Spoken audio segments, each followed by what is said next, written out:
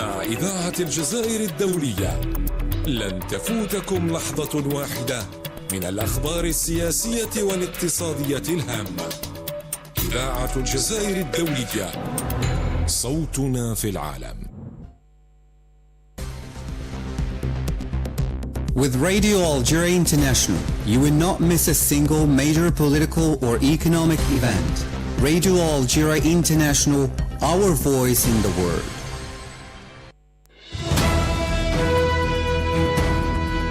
This is the English service of Radio Algeria International.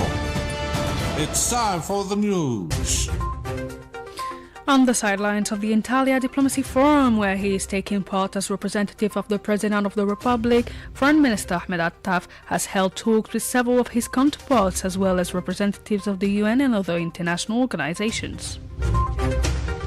The Arab Inter-Parliamentary Union has called for the immediate and unconditional release of all Palestinian prisoners held in Israeli occupation prisons, particularly the sick children, women and elderly, as well as the establishment of an independent international commission to uncover the violations they are subjected to. And as US President Donald Trump announced that the US delegation is due tomorrow Monday in Pakistan to revive the negotiations with Iran, the Iranian authorities reiterated that the US blockade of the Strait of Hormuz is not only a violation of the ceasefire, but an illegal and criminal act.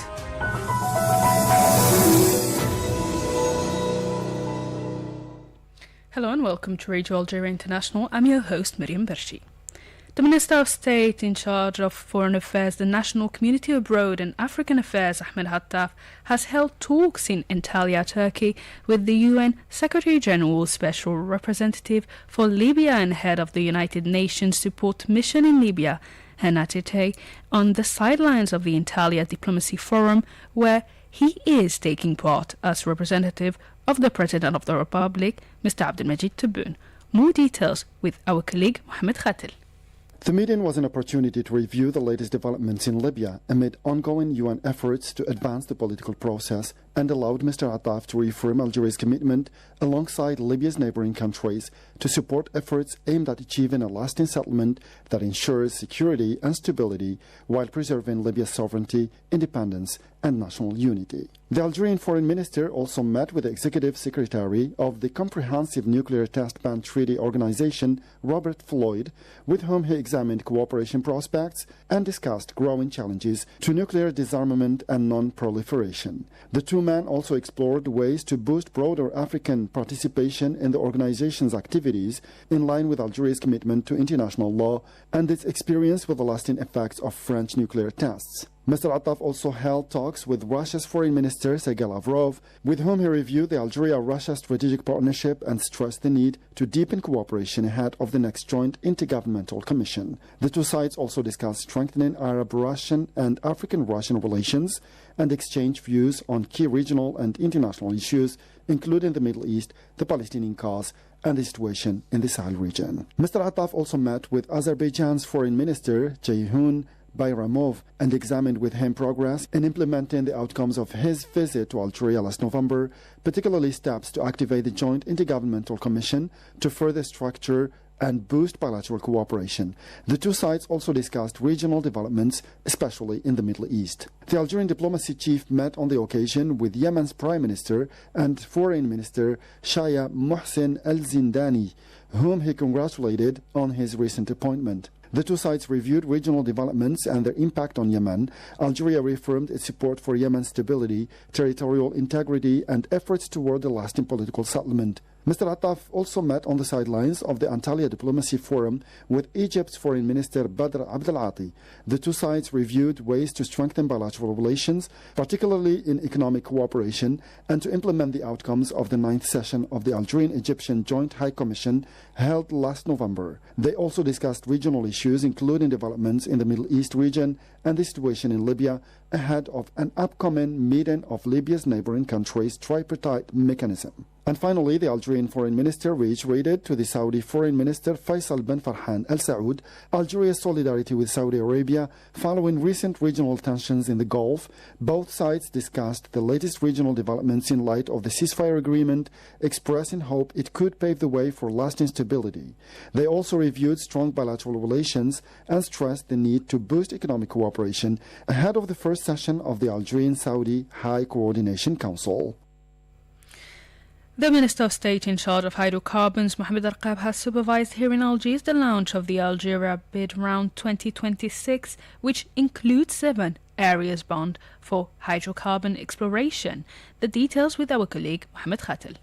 The launch ceremony was held at the Abdel Rahal International Conference Center in Algiers in the presence of several government members, including the Minister of Energy and Renewable Energies, the Minister of Mines and Mining Industries, the Minister of Industry, and the Minister of Knowledge Economy, Startups and Micro Enterprises, as well as the CEO of Sonatrach and representatives of international energy companies. The areas concerned by the bid round include Berkine 2 and North Mzaidin in the province of Urgla, Central Elizi 1 and East Burj Omar Dris 1 in the province of Elizi, El Hajira 3 and South Touggourt in the province of Touggourt, as well as East El Bunud in the province of El Bayad. According to organizers, the technical phase of the round will begin on June 1st, 2026, with the release of tender documents and the organization of online presentations, followed by data room sessions and clarifications lasting until October 31st, 2026. The National Agency for the Valorization of Hydrocarbon Resources, ALNAFT, has set November 26, 2026 as the deadline for bid submission and announcement of results, paving the way for the signing of hydrocarbon contracts with Sonatrach on January 31, 2027. This round is a competitive international mechanism allowing oil and gas companies to submit bids to obtain exploration permits in the designated areas as part of efforts to strengthen investment in the hydrocarbon sector. The Speaker of the People's National Assembly, Ibrahim Boughali, met with the President of the Consultative Council of the Refoundation of the Republic of Niger, Mamadou Harouna Djingare, on the sidelines of the 152nd General Assembly of the Inter-Parliamentary Union held in Turkey. The talks focused on strengthening bilateral relations between Algeria and Niger, expanding joint cooperation and enhancing consultation and coordination between the two countries' legislative institutions. Mr. Boughali also continued his participation alongside the joint parliamentary delegation from both chambers on the final day of the Inter-Parliamentary Union Assembly, including the 217th session of the Governing Council, a key stage of the proceedings. The President of the Republic, Mr. Abdelmajid Tebboune, has positioned Algeria as a key actor in global interfaith dialogue for universal peace, according to analysis from experts on the recent historic visit to Algeria by Pope Leo XIV, described as the first of its kind, which was widely seen as reinforcing messages of peace, fraternity, mutual respect and coexistence among nations. Experts said the visit highlights Algeria's role as a stabilizing force and a key actor in interfaith dialogue, reinforcing its image as a moral and diplomatic contributor to global stability through historical symbols like Saint Augustine and Emir Abdelkader.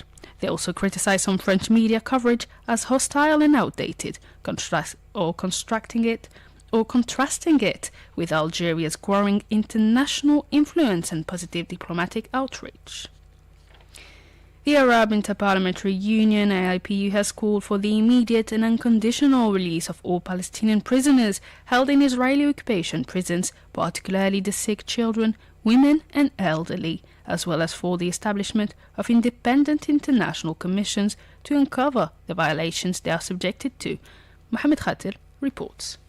In a statement made on the occasion of Palestinian Prisoners' Day, the AIPU stated that Palestinian prisoners, whose number exceeds 9,500, including women, children, the elderly and the sick, are subjected daily to the most atrocious forms of physical and psychological torture, deliberate medical neglect, starvation, and deprivation of the most basic human rights. The AIPU stressed that Palestinian prisoners are paying the price for defending their land and holy sites, as well as for refusing injustice and arbitrary occupation. The union also renewed its strongest condemnation of the criminal law adopted by the Israeli occupying authorities regarding the execution of Palestinian prisoners, noting that the adoption of this law constitutes clear and undeniable evidence of the racist and hateful policy pursued by the Israeli occupation against the defenseless Palestinian people, particularly its prisoners. It added that the law clearly reflects the apartheid policy practiced by the Israeli occupying authorities, turning prisons into scenes of execution, describing it as an explicit war crime and a flagrant violation of international humanitarian law and the Geneva Conventions. The Union called on the international community, world parliaments, and human rights organizations to condemn this criminal law, considering it a war crime. It also called for the prosecution of the perpetrators before the International Criminal Court, for immediate pressure to be exerted to repeal the law and halt any attempt to implement it, as well as for the formation of independent international investigative commissions to uncover crimes of torture, summary executions, and sexual violence in the occupation prisons. 75 British members of Parliament have signed an early day motion, EDM 2028-2022, urging their government to take actions against the Israeli occupying authorities in response to the annexation plans targeting Palestinian land in the West Bank. The motion, submitted by MP Richard Bergen, firmly condemned the Israeli government's decision taken last February, whereby it legitimizes the confiscation of Palestinian land in the bank. The motion, based on the consultative ruling issued in 2024 by the International Court of Justice, reiterated that the Israeli presence in the Palestinian territories is illegal and must end. It stressed the necessity for the United Kingdom to abide by its international obligations and to stop providing any support that will contribute to maintaining occupation. It calls for sanctions, notably a ban on trade and investment in services and goods produced in settlements erected in the occupied territories, as well as a ban on travel and freeze of assets of individuals and entities who contribute to maintaining occupation. The British MPs also called for an arms embargo and for a suspension of the trade agreement concluded between the Israeli occupying authorities and the United Kingdom. The African Union Commission has firmly condemned the Israeli authorities' decision to appoint an ambassador to the Somaliland region and reiterated the Union's inalienable respect for Somalia's sovereignty, unity and territorial integrity. It stressed that the AU does not recognize the region as an independent state, while recalling that the AU Peace and Security Council has reiterated during its meeting held last January that any unilateral recognition of Somaliland was null and void and ruled that such actions may destabilize the region. Earlier, the Arab League denounced the Israeli authorities' decision as a dangerous escalation that deals a blow to Somalia's unity and sovereignty. In a communique released by the news agency MENA, the organization's Secretary General Ahmed Abu Ghait rejected the decision as null and illegal and as a blatant violation of the international law and the UN's Charter's rule. His spokesman said the Israeli initiatives represented a direct threat to the Arab national security as well as to peace and security in the Red Sea, the Aden Gulf and the Horn of Africa. Such initiatives, he went on to say, further constituted a dangerous attempt to redraw the region's geopolitical map, endangering the freedom of navigation and the international trade. This came as foreign ministers of Algeria, Egypt, Somalia, Sudan, Libya, Bangladesh, Saudi Arabia, Palestine, Turkey, Indonesia, Pakistan and Kuwait strongly condemned the appointment of an Israeli representative to Somaliland. They rejected the decision as a violation of Somalia's sovereignty, unity and integrity and reiterated their support to the Somaliland state or the Somalian state's legitimate institutions. The Israeli move came in the wake of the Israeli premier's decision to recognize Somaliland as an independent and sovereign state. And as US President Donald Trump announced that a US delegation is due tomorrow Monday in Pakistan to revive the negotiations with Iran, the Iranian authorities reiterated that the US blockade of the Strait of Hormuz is not only a violation of the ceasefire, but an illegal and criminal act. The Foreign Ministry spokesman rejected the US blockade, saying that by deliberately inflicting a collective punishment to the Iranian population, the measure is tantamount to a war crime and to a crime against humanity. More on the matter or this subject in our program at the end of this bulletin. Multilateral development banks have agreed to strengthen the coordination of their actions to mobilize more financing from member countries with a focus on supporting employment and industry in a global context marked by growing uncertainty. Meeting on the sidelines of the spring meetings of the World Bank Group and the International Monetary Fund, IMF, held in Washington, the heads of these institutions call for stronger coordination among multilateral development banks to respond to rising geopolitical tensions and economic pressures, particularly those linked to developments in the Middle East. They stress that closer cooperation is needed to preserve development gains, maintain macroeconomic stability, and help countries manage ongoing global shocks such as higher energy costs, supply chain disruptions, and tighter financial conditions. The institutions also outlined key priorities, including developing value chains in critical minerals, advancing digital transformation, and promoting job creation and local value added. They announced the Water Forward initiative to strengthen water systems seen as vital for food security and growth, while reaffirming support for private sector development, infrastructure investment, and sustainable growth through ECG-compliant financing and expanded co-financing mechanisms.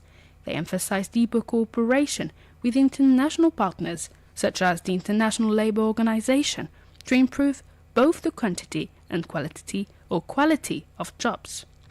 The leaders also stressed the importance of building diversified and responsible supply chains, especially in strategic resources, to support access to clean and affordable energy and accelerate economic transformation in partner countries.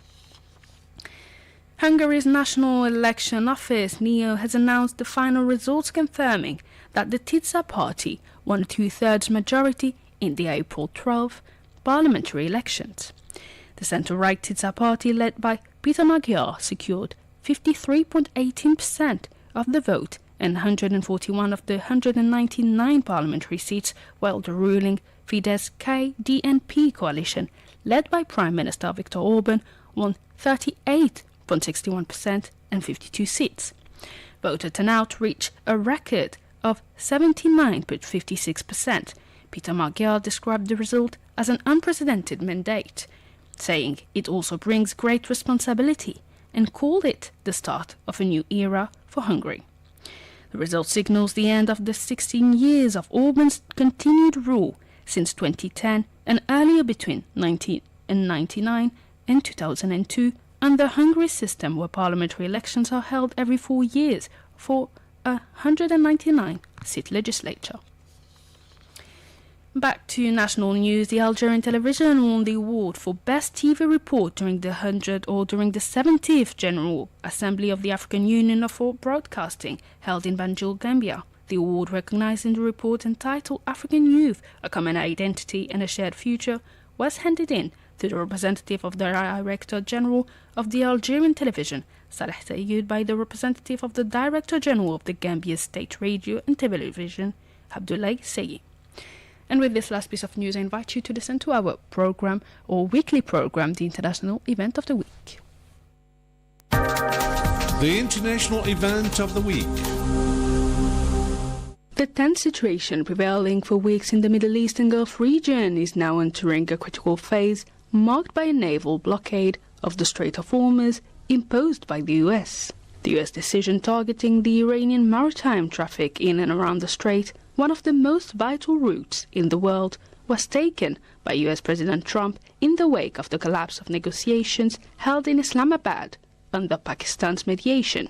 The blockade of the strait, considered vital for global trade, marks a dramatic escalation in a conflict that began in late February when coordinated US-Israeli military attacks launched on Iran triggered off a wider regional confrontation. The US move come as the heads of the International Energy Agency, the International Monetary Fund, IMF, and the World Bank issued a joint statement this week after meeting in Washington, warning that the impact of the war was substantial, global, and highly asymmetric, and disproportionately affecting energy importers, particularly low-income countries. They said the shock had led to higher oil, gas, and fertilizer prices, triggering off concerns about food security and job losses.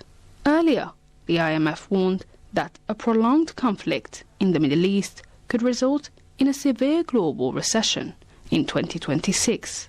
Asked if the US and Iran, which warned that continued pressure would trigger retaliation, would take the risk of an escalation over the Strait of Hormuz, considering the tremendous impact its closure will have on trade, finance, and on the global economy, our political analyst Hamoud Salhi, based in California, had this to say. There is a real reason for these three organizations to be concerned. The shock is global, hitting energy importing nations and poorer economies the hardest. And we are already witnessing the ripple effects. Higher oil and gas prices, rising fertilizer costs, and mounting fears about food and security and employment. An escalation would not happen in isolation. It would further destabilize global trade, rattle financial markets, and strain already fragile supply chains. But Iran's position here is critical to understand. It has long argued that its actions are tied to its sovereignty and security. Control over the Strait of Hormuz is well within its territorial rights, and it comes at a time when Iran has been attacked and remains under threat. In that context, a full closure of Hormuz is not just leverage, it is also framed as a defensive asset and a high assertion of power. For the United States and Israel, the calculations appears different. The thinking is that a complete shutdown of Iran, economically and strategically, could force it into submission, even if that comes at the expense of the Iranian people and the destruction of key socioeconomic and educational infrastructure.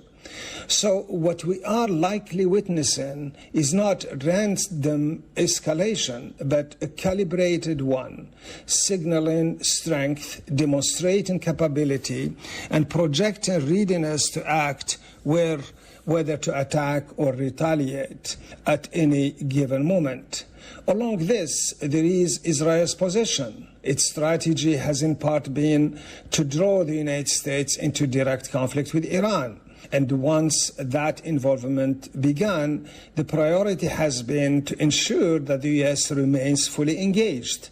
Israel's failure to comply with the recent ceasefire with the Lebanese resistance aligns with that approach, keeping tensions high and the conflict active. Iran, on the other hand, has remained firm in its position that any ceasefire must include Lebanon. That diversion highlights a deeper challenge, competing conditions for de-escalation that might, in agreement, far more difficult and has been hijacked by the Jewish state. The result is a widening gap between the U.S. and Iran, one that undermines immediate prospect for peace and pushes a comprehensive resolution further out of reach.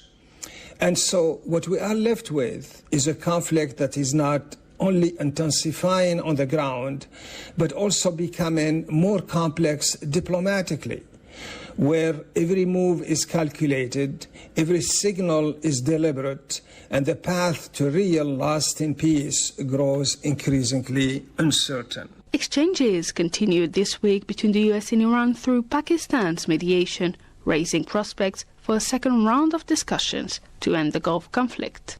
Although the first session of the US-Iranian talks failed to produce any results, preparations were underway for a second round of discussions in the Pakistani capital, Islamabad, to try and end the war that claimed lives and caused major damage in the region. In this respect, Pakistani government sources were quoted by media saying that US Vice President J.D. Vance and Iranian Parliament Speaker Bagher Ghalibat are likely to lead their respective delegations once again. The US-Iranian negotiations have been stumbling over such key issues as Iran's nuclear program, a relief from sanctions, and the control and access to the Strait of Hormuz. Asked if the two sides were likely to make concessions and reach a deal considering the high stakes and the serious threats posed to the region's stability Our political analyst Hamoud Salhi commented the issue. The reality is this: US-Iran negotiations are not just stalled. They are fundamentally strained by issues that go to the core of sovereignty, security, and power. At the center of the dispute are three major sticking points: Iran's right to nuclear program, sanction relief, and control over the Strait of Hormuz. And none of these are peripheral. They are existential for Iran. From Washington's perspective, the red line is clear. Iran cannot be allowed to develop nuclear weapons capability, and there must be strict verification mechanisms in place. That's been consistent across multiple rounds of talk. But from Iran's side, the position is equally firm and arguably just as strategic.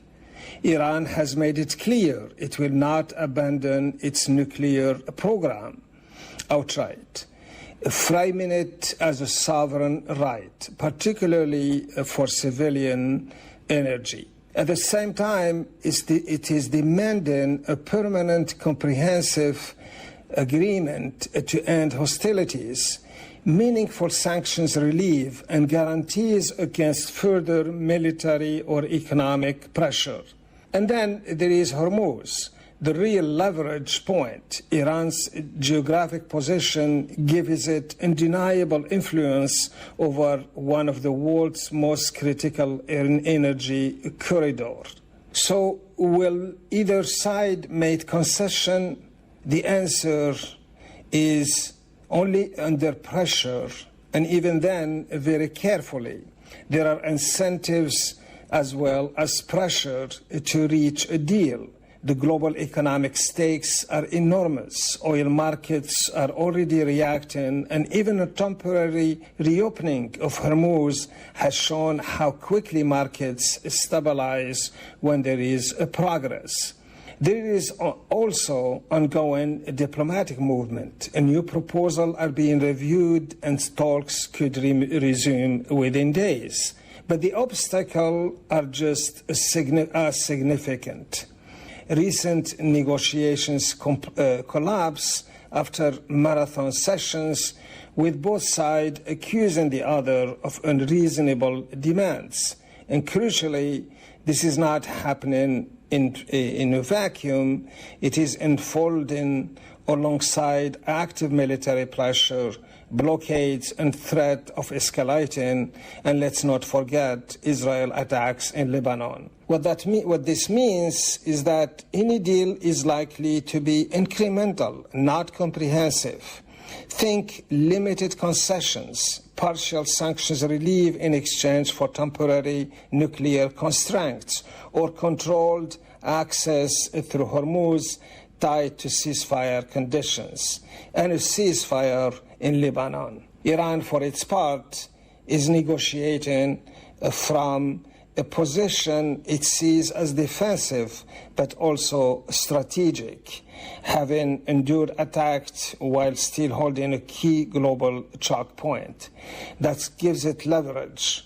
So in the end, a deal is possible, but it won't come easily and it won't come quickly. This is high-stake diplomacy, and that's why the outcome remains so uncertain. The mediation